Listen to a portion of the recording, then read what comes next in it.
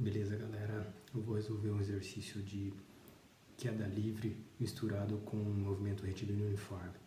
É o exercício número 14 do segundo capítulo do livro do Moisés. Tá? Ele é um exercício bem complexo, então se concentrem para acompanhar até o final. Deixa-se cair uma pedra num poço profundo. O barulho da queda é ouvido 2 segundos depois. Sabendo que a velocidade do som no ar é de 330 metros por segundo, calcule a profundidade do poço. Bom, a primeira coisa que nós precisamos entender nesse exercício é que o tempo total é composto por 2 tempos. O primeiro, que é o tempo de queda da pedra, e a pedra cai num movimento retilíneo uniformemente variado, sendo acelerado pela aceleração da gravidade, que é de 10 metros por segundo ao quadrado. O outro tempo é o tempo de subida do som. E a gente sabe que o som tem uma velocidade constante, então a gente precisa usar a equação do MRU. E sabemos também que a velocidade do som é de 330 metros por segundo. T1 mais T2 é igual a 2 segundos. Ótimo, então vamos primeiro pegar a equação do MRUV e isolar a variável T1. Depois vamos pegar a equação do MRU e isolar a variável T2. A equação do MRUV descreve a posição final de um objeto, sabendo-se a posição inicial, a velocidade inicial que ele tinha e a parcela de aceleração a qual ele foi exposta. No nosso caso, a gente pode passar o y0 para o primeiro membro e dizer que ΔY é a variável que nós precisamos encontrar no exercício. Eu vou chamar isso de H, dizer que isso é a profundidade do poço. Ok, e se a gente observar a velocidade inicial do objeto é 0 também, porque ele foi abandonado. E quando ele está abandonado, a velocidade inicial é 0 da queda. Então esse segundo termo aqui desaparece. Resta-nos o terceiro termo da equação responsável pela aceleração do objeto. Nós podemos substituir a aceleração pela aceleração da gravidade. Logo, h vai ser igual a gt1 ao quadrado sobre 2. Se a variável que a gente quer é t1, isolando, nós temos t1 ao quadrado é igual a 2h sobre g. Tirando o quadrado do t, eu tenho que t1 é igual a raiz quadrada de 2h sobre g. Ótimo, temos a primeira variável isolada. A equação do MRU é mais simples. Para saber a posição final do objeto, a gente precisa saber qual é a posição inicial e quanto tempo ele foi exposto a essa velocidade inicial. Passando novamente y0 para o primeiro membro, nós temos que ΔY vai ser a profundidade do poço.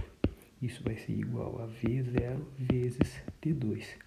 Isolando T2, nós temos H sobre a velocidade do som, que é a velocidade constante a qual esse movimento é um movimento retilíneo uniforme. Bom, nós sabemos que T1 mais T2 é igual a 2 segundos. Eu posso dizer que T1 mais T2 menos 2 é igual a 0. Substituindo T1 por 2H sobre G dentro da raiz, mais T2, que agora é H sobre a velocidade do som, menos 2, isso vai dar 0. Eu posso separar a raiz de 2 sobre G da raiz de H. Isso vai ser conveniente para eu fazer uma substituição no próximo passo. Posso dizer que a raiz de H é igual a Hzinho.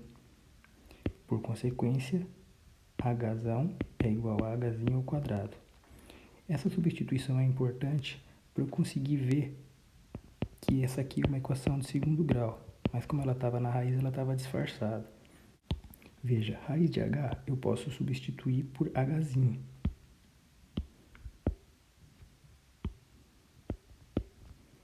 Mas, e no lugar do Hzão, eu posso escrever Hzinho ao quadrado.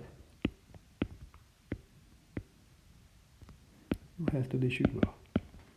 Agora ficou mais fácil de entender que isso é uma equação de segundo grau. Aqui o termo ao quadrado que identifica essa equação. Para resolver essa equação de segundo grau, eu preciso identificar quem é A, B e C. Uma maneira fácil de identificar é saber que quem acompanha o termo que está ao quadrado, que nesse caso é h ao quadrado, esse cara é o A.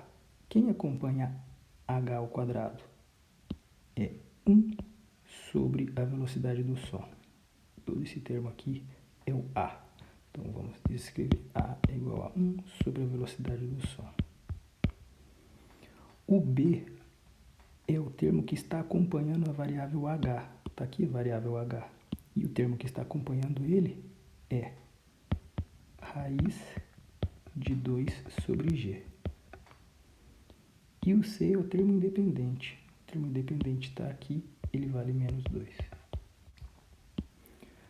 Eu vou substituir os valores de A, B e C para trabalhar com os números e não com as variáveis. A velocidade do som é de 330 metros por segundo. Logo, A vai ser 0,003. A gravidade aconselhada a usar nesse exercício é 10. Portanto, B vai ser 0,4516. C continua sendo menos 2. Para calcular o delta, eu vou usar B ao quadrado, 0,4516 ao quadrado, menos 4 vezes A, e o A vale 0,003, vezes o C, que é menos 2. Quando você usar a calculadora, você vai chegar no valor de 0,2281. Isso é o delta. Logo, a raiz de delta é a raiz de 0,2281. A raiz de delta vai ser 0,4775. Voltando à equação de Bhaskara.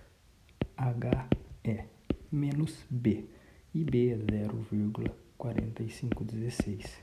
Mais ou menos a raiz de delta, que nós achamos 0,4775, divididos por 2 vezes A, que é 0,003. Chegamos num ponto crucial do nosso exercício. Nós temos dois sinais, um positivo e um negativo. Nós precisamos usar os dois sinais para identificar o valor correto. Começando pelo sinal negativo, nós podemos dizer que H menos é menos 0,4516 menos 0,4775, divididos por 0,006. O resultado disso vai ser menos 154,85. Mas lembre-se que isso é um Hzinho. Nós fizemos uma substituição em que o valor de Hzão, que é a profundidade do poço, é Hzinho ao quadrado. Então, bora lá colocar Hzinho ao quadrado.